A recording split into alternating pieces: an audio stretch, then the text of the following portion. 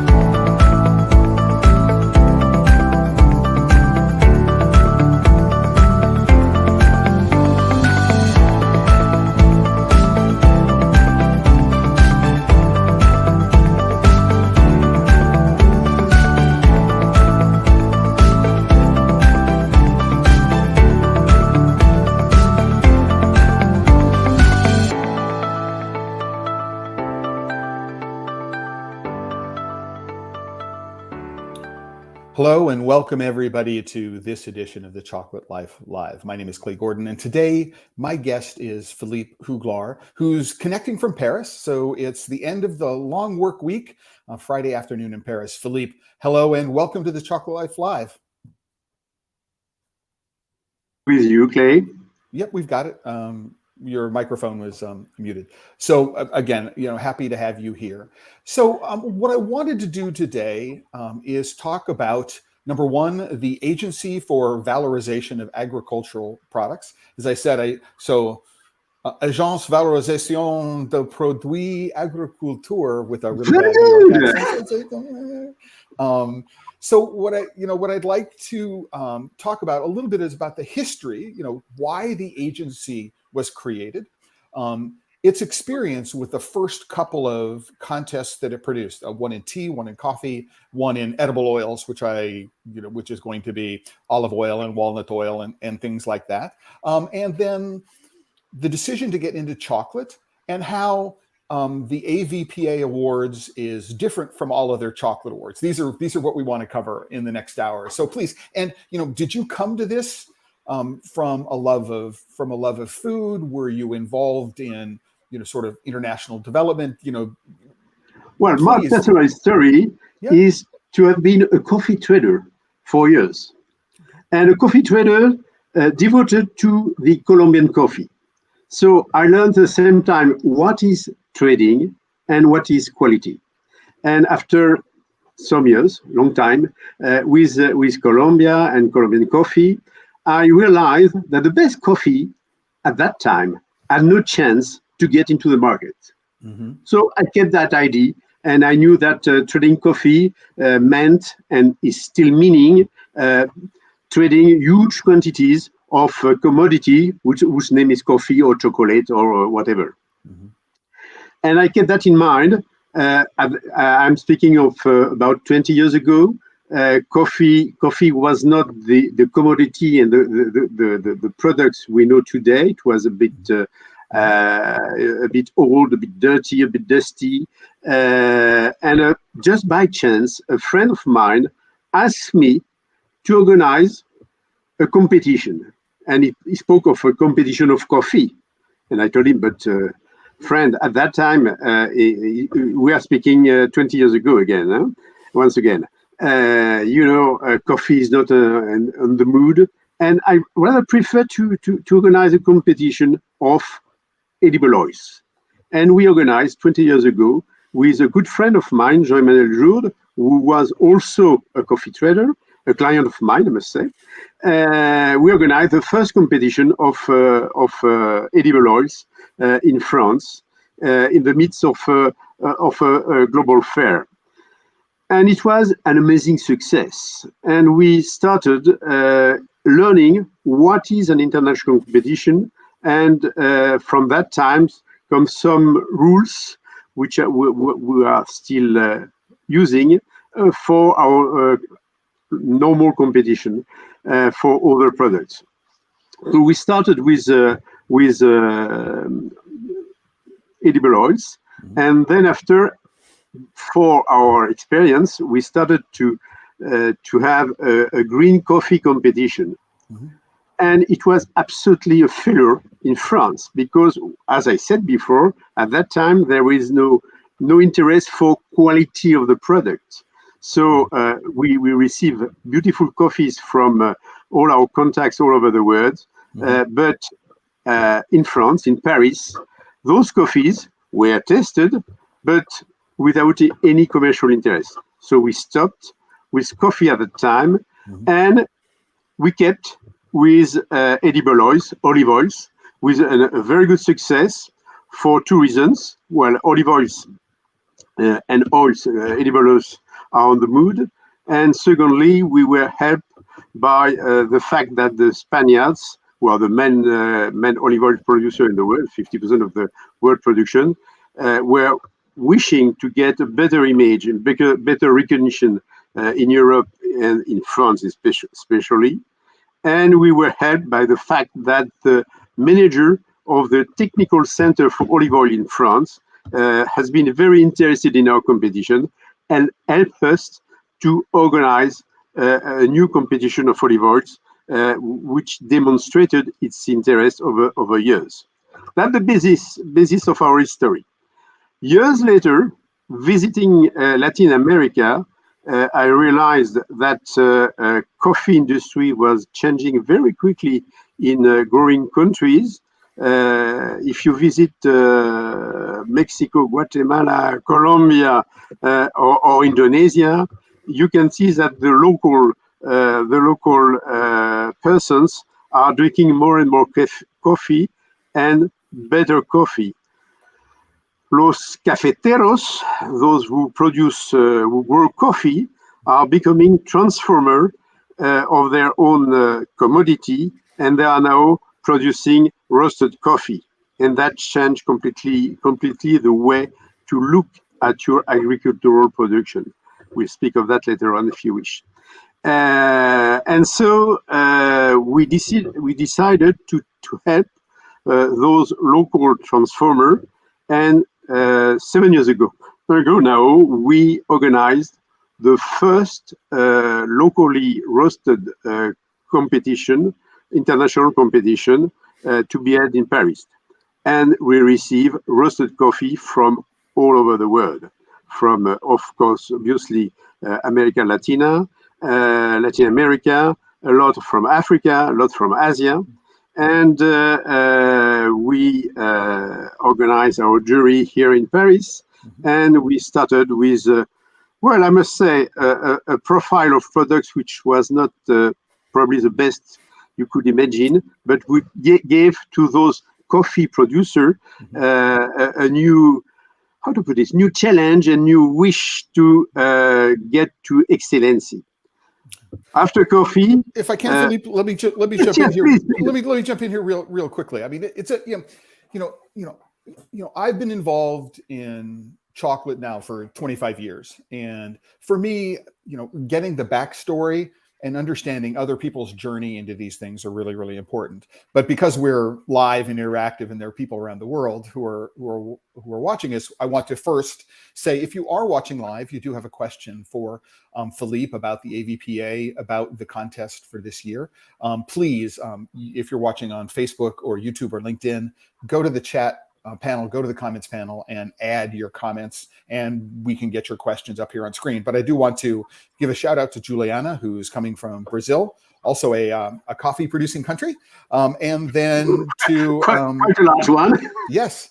And then to John, thank you very much, who is connecting in from Honduras, who said that he entered chocolate into last year's competition. Uh-huh. And so, John, thank you very much for joining us. If you have a comment about what you thought about the contest, please put it in the comments, and we'll get it up on the screen today.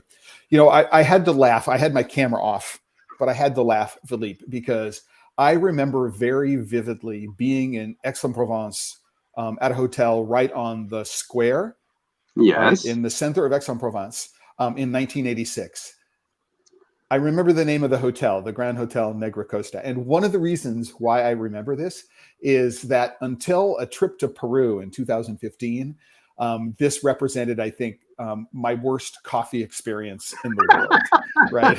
I mean, it was so bad in this hotel that, 30 some odd years later, I could just remember oh my gosh. So you can understand what I was saying when I said Yes. it was difficult at that time to speak of quality in coffee. No, absolutely. And quality is a topic that we talk about a lot here on the Chocolate Life Live, because every single one of us has our own sense of taste. Every single one of us has our own sense of smell. And we all come from different food cultures. And so we have this basket of attributes. And every single one of us has a different set of attributes in our basket. And then we value those things very differently. So, for example, if you've grown up in France, you might have a particular taste for époage, right? Which is a smelly fermented cheese for people who are not familiar with it.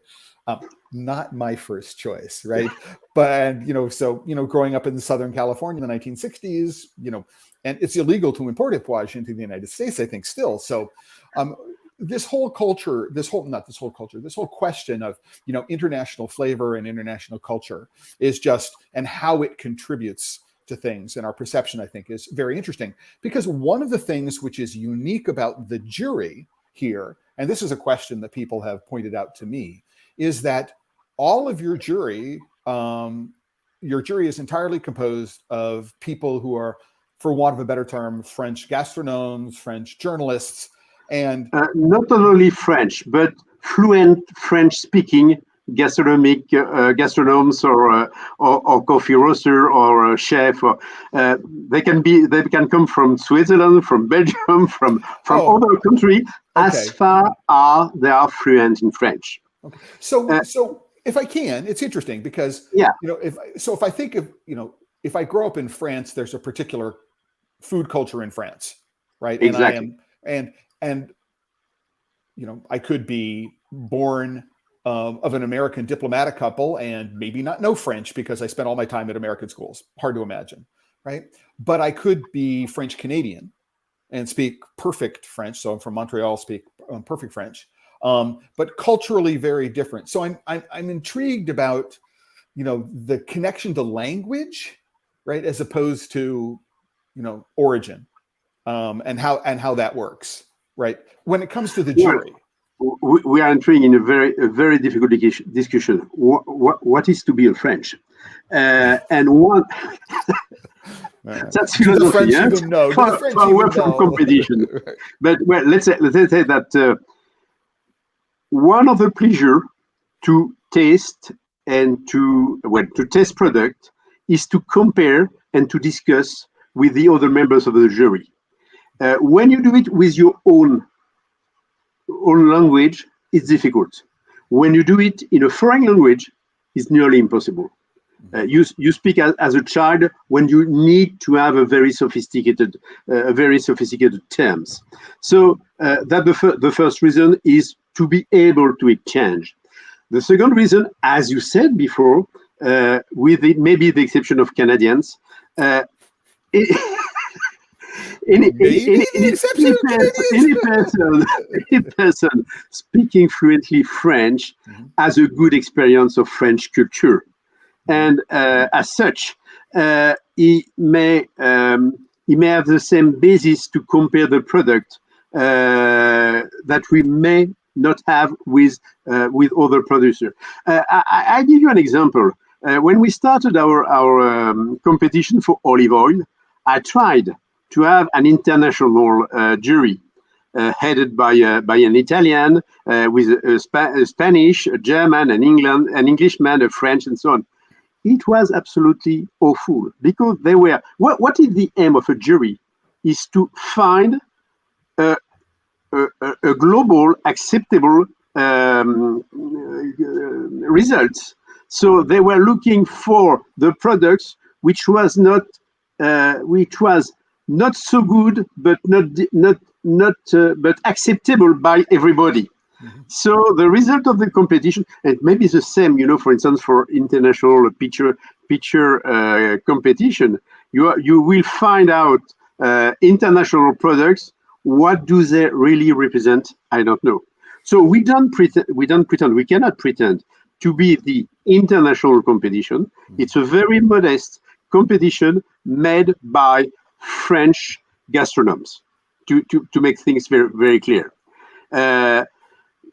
Obviously, you'll say because that the French pretend to be universals, but let's say with that, and we exactly. Maybe they pretend. We are not anyway. We are not no more in the 18th century, and I can grant you that the coffee, the chocolate, the oils, which will get a medal in our competition, will be held as a fantastic product by French gastronomes. Mm-hmm. Second point, you stress it, is that the specialists may not have the taste of the common people. Mm-hmm. And so we have a two-stage competition. First stage is made by specialists of coffee, specialists of edible oils, specialists of chocolate, specialists of teas. And they will find out fantastic products for specialists. When I was a coffee trader, I was not drinking your coffee, the coffee you tasted in Aix-en-Provence.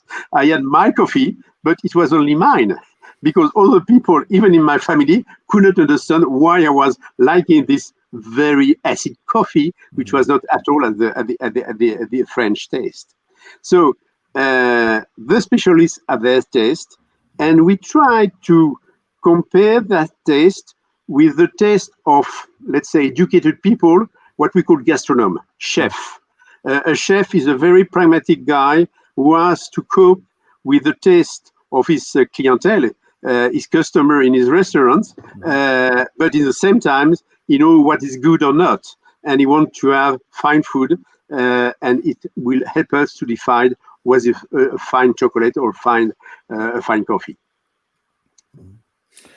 No, absolutely. I'm thinking about for me a lot of it is about communicating clearly, right? Mm-hmm. What the expectations are and what this is all about. And sometimes what people are doing is they're imposing their own expectations on what this will mean. And so they misunderstand what it is that's going on. I mean, for me, I think that one of the things that's fascinating about everything that you're doing is that you're focusing on products where the raw material is not only grown in the producing country, but the product is actually transformed in the producing country. Right. Yeah. So it's coffees roasted at origin, olive oils and other kinds of oils processed at origin, but it is chocolates which are grown, the chocolates which are made in the country in which the cocoa is grown. Good. All right, no matter where it is in the world. Do you understand? Do you realize the reason why? We have two reasons behind that. Mm-hmm. First reason is maybe to help the country who grow the product, the raw material, to get better added value for that product. But it's minimum. At the end of the day, it's very minimum. The most important thing is that when you transform the product alongside, beside, or by the grower himself, you give the grower the possibility to improve the quality of the raw material in a very spectacular way. I would say spectacular.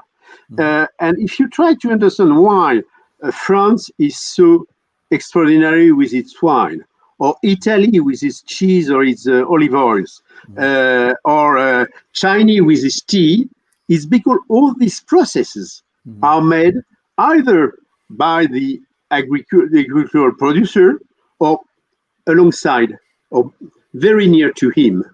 And we have seen it, with coffee.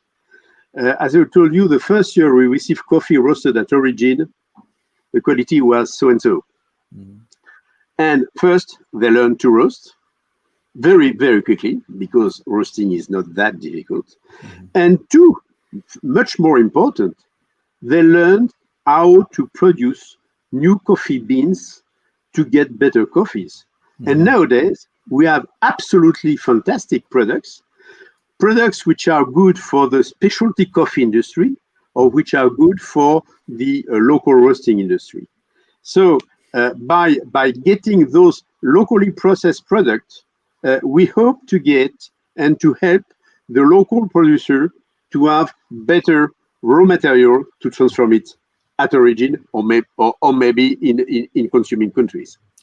So one of the points that I've made for quite some time that you're speaking to exactly is that, the way we think about chocolate would be very, very different if the cocoa beans grew in the Loire Valley, right? We would think about champagne differently if the grapes grew in Chile and had to be transported from Chile to the Champagne region. That chocolate is different from virtually every other gourmet food that we can think of, because the transformation happens thousands of miles away from where the raw ingredient is consumed. One of the things that, I think the first time I ever saw this was when I was in Ecuador on my first trip. I think that's 2003. And the person who organized the trip had brought some chocolate that he transformed from beans in a cooperative, right? And brought it back to the cooperative and said, this is what you can make with the beans that you grow. And just, the look of shock, right, in terms of, their responses was pretty amazing, because all they had ever done was transform those beans for consumption on the local market. They're just radically different things. So I think that it's really, really important to highlight that what you're doing is you're creating a very, very tight loop in terms of feedback. So the grower has a chance to see the transformation. The person who's doing the transformation can share what it is that they're looking for the grower. And now there's an opportunity for both of them to improve. And give the grower a new consciousness of what he can do. Think that during generation, those growers never tested the product they were selling. So they were looking at physical or chemical parameters, but what does that mean in the real life? So it changed completely the way they look at their field. When you drink your field, you cannot act with it in the same way. You cannot accept to pour horrible chemical products in your field if you will eat what you produce in your field. So it changed completely the way you manage your production. I don't want to say that industrial production will disappear. There is a market for that, but at least let's give chance to exceptional producer to produce exceptional products. And I think there's another really important point that you raised, which I want to emphasize here, which is that when cocoa is traded, especially as a commodity, but when cocoa is traded in general, it tends to be graded based on defects. Right? So we look at it and say, what is the variation from optimum size? So how many grams per bean, how many beans per kilo? And then we say, what is the level of fermentation? And is there any insect damage, or how many beans are unfermented, or is there mold and mildew damage? That's the way most cocoa, 95% of the cocoa in the world is traded, is based on that. It's not based on flavor potential. It's not based on what kind of chocolate can I make these beans? What is the flavor potential of the beans? And I think that that's perhaps one of the most exciting ways in which we can move the field, is to move the conversation around what is the potential for this raw ingredient to make spectacular. I like your word. I'm going to use spectacular rather than exceptional, spectacular product, right? And that's the change we are trying very humbly to promote from with our association, to give any products a chance to be considered as a product of excellence and to find the right market and the right value. No, absolutely. For me, I mean, this conversation is really important because I read these things, and I think you have to read fairly closely to get these values out of these things. So having you speak them for me is incredibly valuable. And having said that, I want to do two things. Number one is we're going to move over to the AVPA website at the moment for some important information, but also to recognize a couple of shout outs. Giuliano has said that Brazil is also a producer of olive oil, right? Sure did. Okay. And then Alfonso just said hello from Togo in the Cocoa Belt of West Africa. So hello to Alfonso, and for joining in today and letting us know where you're connecting from. So this what I'm sharing right now is the page of the AVPA website. It's not the homepage, but if you click over here to contests, right, and what you'll do is you'll see the chocolates processed at origin, and we're here looking at this page. So there's a little overview of the contest that's going here, but most importantly, what you'll do is you'll find a link to the registration form. You look at rules and other things which are required in order to enter the competition. And then there's also some testimonials from, companies that entered last year's competition with the option to watch some videos. Now, Philippe, one of the things that we do want to talk about is that registration and samples are due before May 2nd, which is this coming Monday. But what you said is that is no longer the case, right? So if you're sitting here, you're watching this in the next couple of days, there's a little bit more time. So can you let us know what that time is? Well, 1 week left to register and a fortnight left to get your sample, to have your samples in Paris. Okay. So the registration cutoff deadline is May 9th, and then exactly. The samples should arrive in Paris on by the 16th. By the 16th, Great. Exactly. Okay. And then what you're going to do is you're going to do all the judging in a relatively short period of time, and you're going to have a live ceremony. What I would like you to do is when you schedule the live ceremony, if you'd share the link with me, what I can do is I can update this page on the Chocolate Life. Okay. This page on the Chocolate Life, right? And what I can do is I can actually put a link to the YouTube live stream so that people will have an opportunity to be able to watch the stream. So absolutely. Thank you. What I want to ask. So I understand that there are two broad categories. So one of the categories is just plain dark chocolate, and the other category is basically everything else. Chocolate with some sort of chocolate. You use the word adjuvant, which is not necessarily a word we would use very often in English. So part of this language problem that you were talking about. But basically you have a category.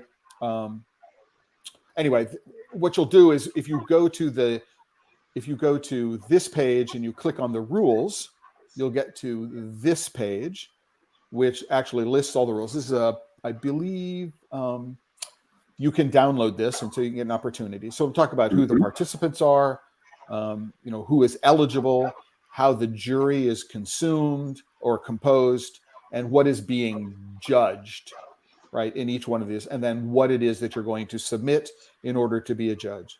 So we have dark chocolate, right? So can you walk us through how the idea of what these categories should be, how you organize the categories? Alors, the first idea when you are judging processed products, finished products, is to compare what you can compare. How could you compare sweet with chocolate with pure chocolate? So we are trying to get homogeneous category to compare within those categories the products which can be compared. So the first category is black chocolate without any adjuvant, excuse me for that difficult term, but sugar. So no lecithin, no other products, but coffee, coffee butter, and sugar. And we'll compare those products between themselves. We may hope to get still better product than last year. And the president of that very specific and important category is Chloe Dut, which is well known in the coffee world, mainly in Latin America. Our judge, technical judge, are persons coming from the chocolate industry. Should it be bean to bar or genuine industry, where you have very good specialists too. Second category will be dark chocolate with adjuvant, which means mainly vanilla and or lecithin. And then after, we get into chocolate with milk, and then after with candies, fancy chocolate, and so on, which is a bit very, very wide open. What we try to find out as an AVPA jury is the exceptional product or the products who may find out a specific high quality market for them. I am very frightened by what is called academism. We have it, for instance, in olive oil. Olive oil academism is done by Italian. So Italian taste is the good taste for any olive oils. I have been educated with olive oils in Greece, and I was very shocked when I heard that Greek olive oil was not a good olive oil for those persons who are educated by the Italian good taste. We have exactly the same position for any product, and it's probably the same. It's surely the same with chocolate. So we are trying to find out the category which allows us to find out exceptional products in each category. And second objective for those of this testing is to find out the most exceptional, maybe controversial products. When we have the notation of a jury, you could take only the average of it. Frankly speaking, let's suppose we have a notation over 10, and that the average is 6 over 10. I rather prefer a products which will get 9, 9, and maybe 4, 4. I don't know if the average is 6. Better than to get a product which has got 6 with all the judges. Right. A choking product is obviously for us more interesting than an average product.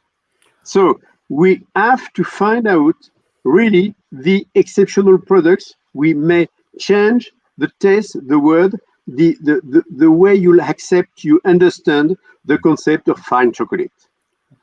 Keeping into mind that when we speak of a gastronomic product, a gastronomic product is no more than a product exceptional you want to share with your friends. If I can, it reminds me of several years ago, I was helped define the rules for the category of confections at the Good Food Awards here in the United States. And then I had the opportunity to step off the committee and be a jury. And I was presented with an opportunity during the jurying process one year I think parallel to what you've got. So I think it makes sense. Is that right? We had a round where we might have had 5 or 6 caramel beurre salé, salted butter caramels, right? And then we had a company that had produced a marzipan product, which was very unusually flavored, and we had to ask ourselves as the jury, are we going to say, let's reward still yet another example of something which is very common, right? Very well produced, right? Very well executed in terms of technical capabilities, but wasn't making an interesting statement, right? And then, but should we go to this marzipan product coated with chocolate, which was flavored in an unusual way, very innovative for anybody who's used to consuming marzipan. And so, absolutely, this notion of when I created my first rating system, one of my rating categories was ordinary. And I think when you're thinking about a gastronomic product, right, giving it the term ordinary is probably maybe one of the worst things you can say about it. Exactly. Right. So this notion of having a product which scores extremely highly and extremely low in terms of the scores is obviously telling you something about the product and the judges that, taking the average just doesn't do justice to what this product is doing to people. And so I think that's a fabulous thing to recognize, really, really important. And as you said before, I absolutely agree with you. What is important for a product is not to be vulgar, not to be ordinary. We are looking for complexity and in the same time for a balanced product. So we are looking for balanced product and a complex product with length in mouth. Those parameters are absolutely distinct and at the same time participate in what is a fantastic product. No, I remember, I had the wonderful opportunity to take a class here in New York City many years ago by Robert Lanx. For people who don't know who Monsieur Lanx is, he was the founder of La Maison de Chocolat. So he came to New York and did a couple of classes one year. And, I was just starting off in my chocolate journalism career. And when I asked him about, what it was that he was looking for when he thought about making his recipes and producing finished products, he used one word, which is just équilibre, balance, right? Balance. That's what it is that he was looking for. So how do you take a very, very complex flavor profile or two or more complex flavor profiles, right? And then put them together in a way that is harmonious. And that is what he strove for. And it is certainly something that has, this was probably, I want to say 2001 or 2002. So it's stayed with me, that one comment, for over 2 decades. And I think it's really, really important. I want to take a quick break if we can. We're a little more than halfway through today's session. As usual, the time just flies. And I want to thank, Philippe Juglar, who's the president of the AVPA, for being with us here today and sharing his experience with the awards. I want to point out that if you're watching live, there's an opportunity to ask questions. So put them in the comments, whether you're watching on Facebook, LinkedIn, or YouTube, and we'll get them up on the screen. And so we do have one question from somebody who's a regular visitor here at the Chocolate Life Live, Philippe, which is from Teresa. And she asked the question. One of the comments that I get from people is that this competition is expensive to enter. And one of the reasons why it's expensive to enter is you must become a member of the AVPA. So there is this membership registration fee, which is on top of the fee for submission. And what she's asking is there any form of scholarship or any form of help which might be able to help smaller producers be able to afford the entry fee and to be able to enter the competition? AVPA is a purely non-profit organization, and it's an association, and the members of AVPA are the person or the companies who participate in the competitions of AVPA. That's the reason why we ask the competitors to register to the association. And as member of the association, you are invited to participate to the life of AVPA, which precisely means to take part to the General Assembly once a year, to send all your comments, and maybe to become a member of the direction of the directors of AVPA. The management. Personally, and the secretary of AVPA. We are not paid by AVPA. It's a completely free personal involvement. but it is expensive, and you are right. And we feel it very thoroughly. You are invited. If you get into the competition, you'll be a member, and you will be invited in June to look at our annual balance. And you can see that we are not making a fantastic profit. We are just paying the salaries we have in Paris, and life in Paris is far expensive when you compare it with life in growing countries.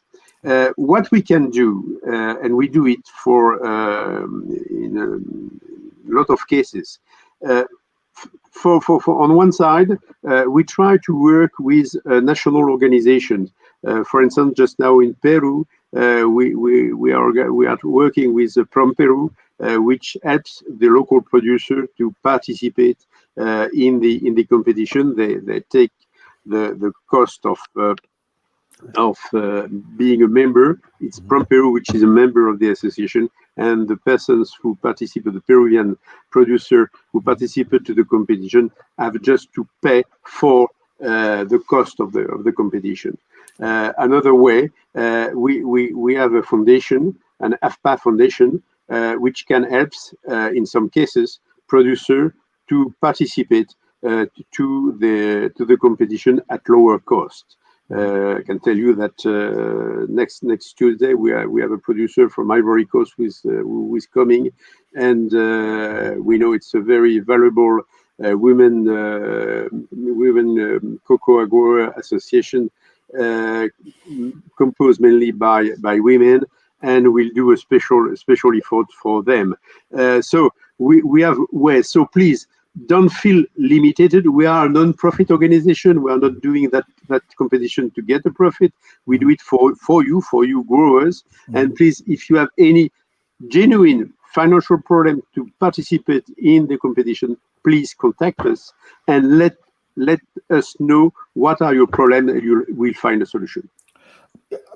I appreciate that. I think that one of the things that people do is they look at the cost associated with it, and they just turn their head away and they say, I can't afford to do this, right? And I think that the more entrepreneurial among the people who look at this will go, okay, so we look at Prom Peru, and I would say generally the export promotion agency in your country. Most of them have it. Mexico, under the new president, dissolved their export promotion agency for some reason. They decided Mexican producers didn't need any help selling their products overseas. But Prom Peru, they're Pro Ecuador. You have the group behind Esencial in Costa Rica. I mean, almost every country that has exports agricultural products or even industrial products will have an export promotion agency. And so perhaps one of your first stops would be go there. There might be an NGO which is supporting cocoa production in your country. And so that there might be some dollars associated with that might be allocated from them in order to be able to do this. And so I think that those would be some of the first two avenues to pursue in the country where you're producing. But just the basic advice: reach out to us.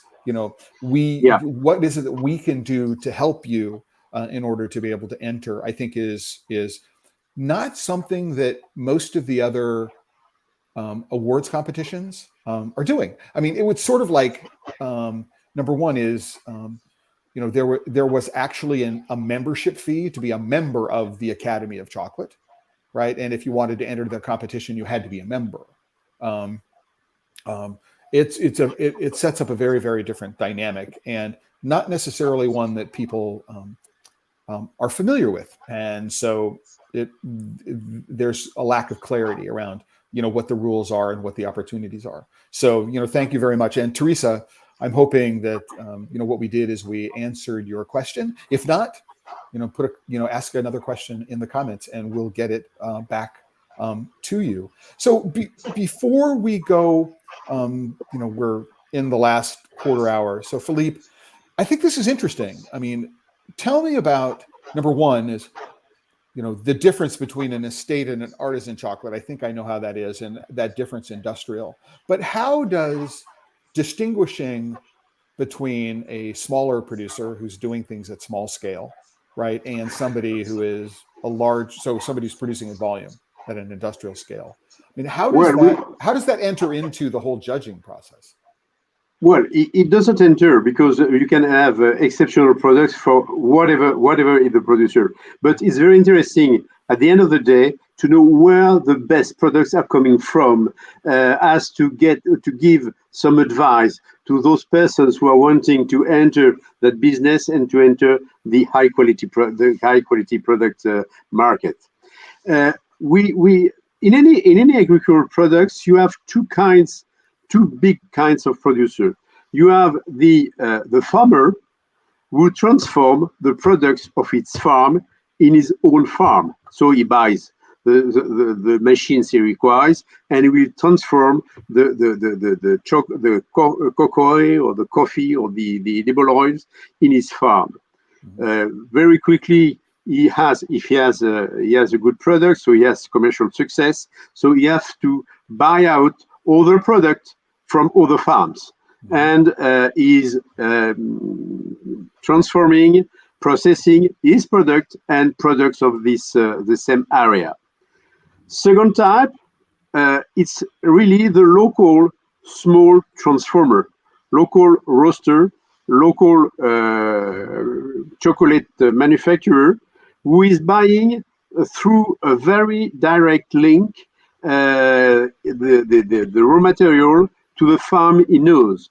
When I was in Ecuador last summer, I met a beautiful producer of chocolate who has a red is Spanish, a web of farms within Ecuador, and he knows and he works with 20 farms in Ecuador to get out the blend with which he will do the chocolate, his chocolate, a branded chocolate.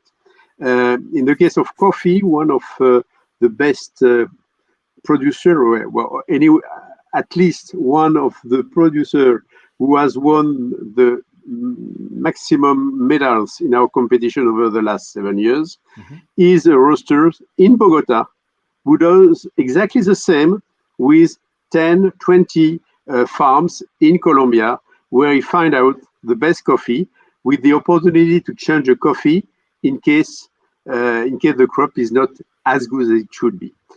So second level, we are speaking with manufacturer which are more or less at the level of craftsmanship, or very small industry. And third level is big industry, and in big industry you may have a special department for special products. We knew it in olive oils.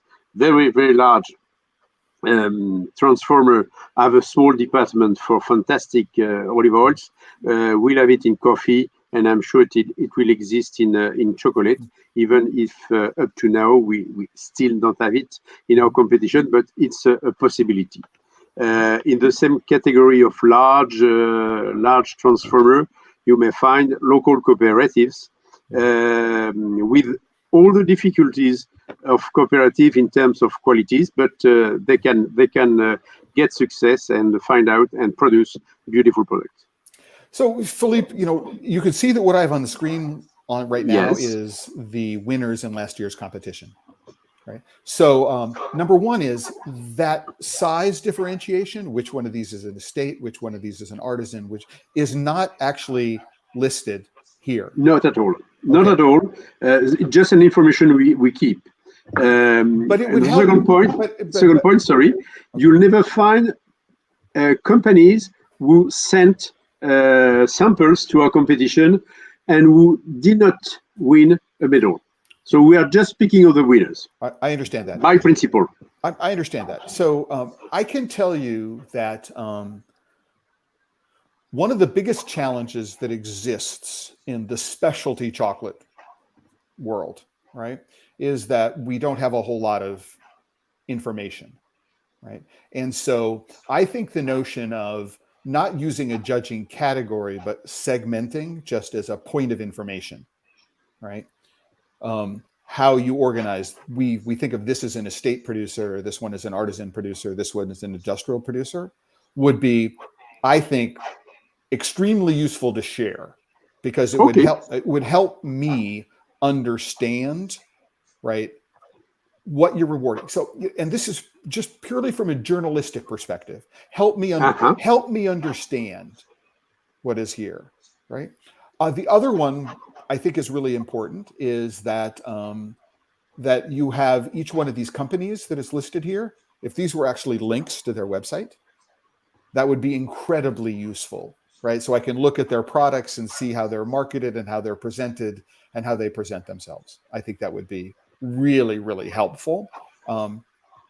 While I don't think that it is correct for you to say this company entered and we didn't give it an award, that's wrong. What would be very helpful to know is actually how many companies overall entered.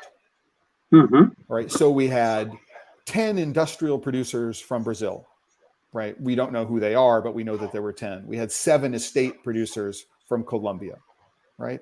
And now what we can do is we can say overall, this is who's this provides flavor, it provides texture, it provides detail, it provides life, right? And all the things that we're looking for.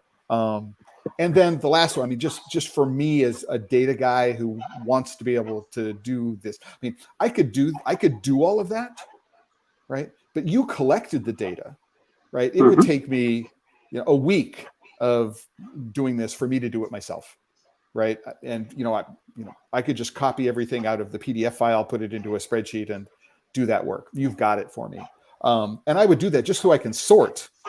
Right, I can, you have this organized by country, but maybe I'd want it alphabetically by producer name, right, or alphabetically by what their products were, or alphabetically by what the category was, right, or alphabetically by the award level, right. So, so providing this level of detail would enable people to, and the reason why I'll mention it, so in the International Chocolate Awards, in the 2018 European Bean to Bar competition, right, what was the origin, right? Not the country that the maker was in, but what origin won the most awards, right?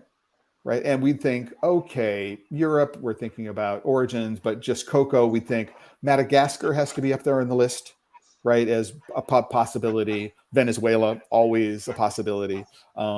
Ecuador or Peru, just because they're very, very popular as origins. But it turned out that the number one origin awarded in 2018 was Nicaragua, right? And the reason why is one maker, Frizholm, right, only uses Nicaraguan beans, and they won a lot of awards. And so we can find out, why is this the most popular origin, right, for winning awards? I mean, so having this data and being able to work with it is really, really important. All right. And having the permission, because there is probably a GDPR requirement here, right, in order to do things, in order to share some things. But having more data here is going to make it much richer, all right, in order for, and this is me as a journalist speaking. I would love to be able to do these things. And the other one is that could you do one in English? Yes, we should, and we could do it. We could do it. Right, and not just in English, but right, Espanol, Italiano, Portuguese, maybe not Russian. We don't like the Russians at the moment, but well, not for the moment, at least. I said not at the moment. Not at the moment. We don't like. Yeah, no. I mean, again, and also what this does is that I don't like the word transparency. I like the word visibility. We can look inside, right? By providing this visibility into some interesting points of reference, what you can do is you can further differentiate what it is that you're doing from the other awards programs, right? Because none of them is sharing any of this data either. And it's very, very frustrating for me as a journalist to say, I want this data because I want to be able to perform these these analyses. But not only as a journalist. If you were a distributor in Europe, you need the same type of information in Europe or in America. Thank you for your piece of advice, because they are very useful, and we'll do it for the next competition to inform of the category of the winner. I can tell you, if I can, if you have any questions about this, please feel free to come to me and say, here's what I think would be helpful. And you're right, not just from a journalism perspective, but when we talk about the commercialization perspective, because after all, this is the agency for the valorization of products. So part of what it is you're trying to do is you're trying to help the commercial prospects of the winners. Yes? Okay. What I want to tell you about that very point, that we are working on a dynamic basis of information for the member of AVPA, and we are now doing it with tea. Why tea? Because tea, we have no competition with local transfer, with French or European transformer. Any teas is transformed at origin, so there is no problem of wrong competition or fails competition. So we are now working on a platform for any member of AVPA to be clearly informed and to have all the data of the tea who has won, and even over the quantities which are disponible for export. Because there is one point, as we are speaking of distribution, one point which is very important. Those small producers in growing countries are absolutely designed for local markets, maybe for neighbor markets, but to export to Europe or to America is very difficult for them. And I was last summer when I was in Latin America. I had a meeting in Bogota with a local chocolate processor, very, very small company, family company, I would say. Beautiful companies, beautiful efforts, and they were doing beautiful products. But do they have the financial and human means to export? Not really. So they have a fantastic paper to play, which is to organize themselves. We have an example in Europe, which is Italy. Italy with a beautiful food industry, small family industry, and they don't merge. They are independent, but they have commercial consortia. And commercial consortia of 5 or 6 companies give you the size to be able to have a discussion with supermarket chains in Europe or in America. So when you get the AVPA medal, the first use of the medal is to demonstrate to the local actors that you are an important guy. When I remember the first medal I gave to a Togoland company, coffee company, the guy was dancing on my stand, because for him it was the first time somebody serious told him he was a fantastic producer. Because you mentioned it more or less before. In growing countries, they give importance to growers, not to transformers. And in sometimes they consider local transformer in competition with international buyers. So we have to help the local transformer to be recognized by the local authorities, by his banker, by his employees, by his suppliers, and so on. So that's the first use of the medal. And the second use of the medal will be to grant the quality of his product to his actual clients. And then after, to develop his sales all over the world. No, it's very important. I mean, because one of the things that I find is typical with all of the awards competitions that are out there is that they win an award, but the organizers of the award don't do anything to promote the commercial prospects of their winners. So if I am a big fan of the Cocoa of Excellence Awards, right? But once you win one of those awards, there's no budget left to actually help you sell your cocoa, right? That you've just won an award for. And so I think it's incredibly challenging.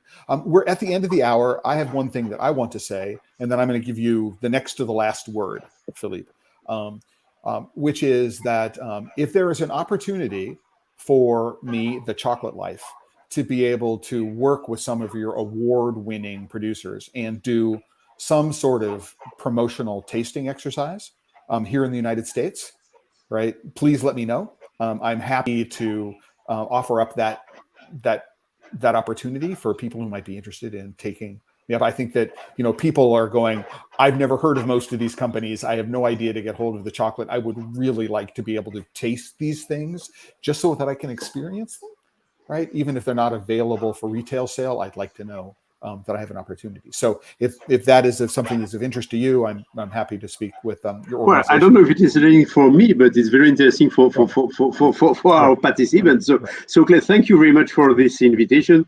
It's very good to transfer it to our competitors, and I'm sure a lot a will answer to your invitation. And thank you for that. And thank you for that today invitation, which allow us to exchange and to understand that we are saying more or less the same things in different terms.